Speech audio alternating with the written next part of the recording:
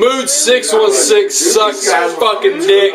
What a fucking asshole, man. I'm not even wasting a fucking dickhead. Goddamn. Fuck him, man. Fuck. It looks. A tisket, a tasket, a bloody basket. Cut his head and ate his leg. Now he's in a casket. Yo, what's up, everybody? It's your boy Mood616 here, and I'm back with another episode of my random horror reviews. This time it's going to be episode 3. So thank you once again for dropping in, guys. So for episode 3 here, I decided to go with the brand new Scream Factory release. This is actually the very first Scream Factory release that was only released on DVD, and that just contains a solo film. This one came out in 2012, originally in Vietnam, and apparently this film actually broke box office records when it debuted in Vietnam in 2012. So I was really excited to check this one out, and it was pretty cool that Scream Factory is releasing this, and that is House in the Alley. So getting into the plot of this one, it centers around your two main characters of Thao and Thang. They are, I guess, recently married. It doesn't really say how long they've been married for, but anyways, they just recently moved into this house. And unfortunately, Thao has a very kind of violent and bloody miscarriage.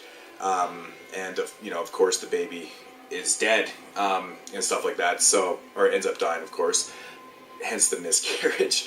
But anyways, Thang, he is a factory owner. He owns a factory with his mother, and he's got a lot of stuff going on at work. You know, the workers are they're trying to rise up and stuff. They're trying to get more money, and it's just a big struggle for him with his factory and stuff. And he's got to deal with his mom, and on the other hand, his wife, Thao.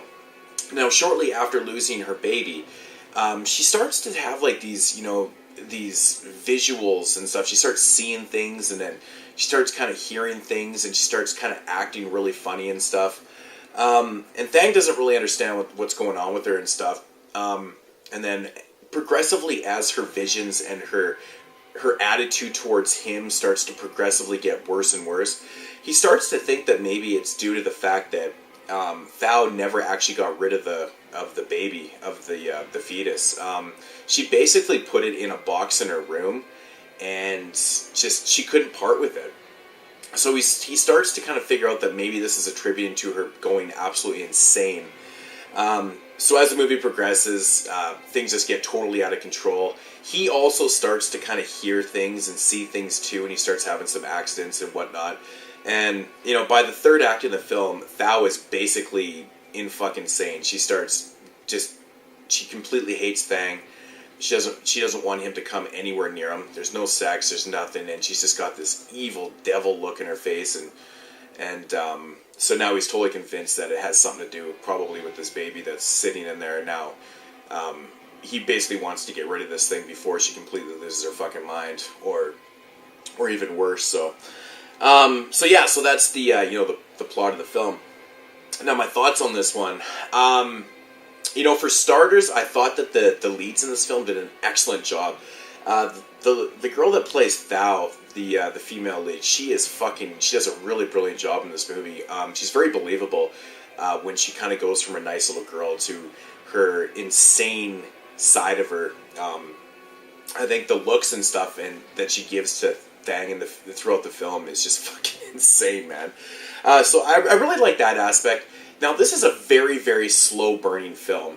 It gets into it right away. The opening scene in the movie is actually her, laying on her bed and blood everywhere and having this miscarriage and stuff. And then it jumps right into, I think, a couple months down the road.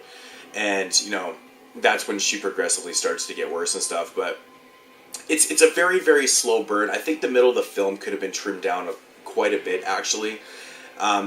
Leading into the third act, like I said, it's very slow, and I think even the third act's a little slow too. I think there's some scenes and stuff and some things that are going on there. I really truly believe that could have been kind of cut down a little bit also. Now, my biggest problem with the movie is that it is such a slow burn, and it does keep you intrigued because you really do want to find out exactly what's going on with her. If it has something to do with the house, or if it has something to do with the baby, or if it's just her in general. You know, you want to find out why she's going so crazy. And then when you do, obviously, you know, the payoff in the end of the film, in my opinion, is not strong enough at all. It was a major letdown for me, to be honest. I just don't think there was enough there. But then it kind of all made sense, you know. It didn't seem like the film had that much build up. Like, there was a lot of visuals and stuff, and you know, you heard like babies and kids laughing and crying throughout the film and stuff, but it doesn't really add up into what it should be by the end of the film. Like I said, the ending was very disappointing. But there is some pluses in this film. I think it's very well shot. The cinematography in the film is actually really well done. It's acted well. I thought the score was used appropriately. You know, there's no real jump scares or any of that kind of bullshit in the film. So it's got all the good elements of a film. I just think that it's almost too slow in the middle. I think it really does bring it down. Maybe a little too many kind of subplots and things that are going on, but yeah, the payoff in the end is just not what it should be. So, but you know, overall, it wasn't that bad of a movie. It really wasn't that bad. If I had to rate this one, I would probably give it, you know, about a 5.5 out of 10. I really do commend them for trying to make a decent film without the bullshit stereotypical, you know, horror jump scares and all that other kind of bullshit. You know, there was some pretty genuine creepy moments in this film, and it's mostly with Thao. You know, her looks towards him and just her progression into, you know, completely going nuts. I thought it was really well done.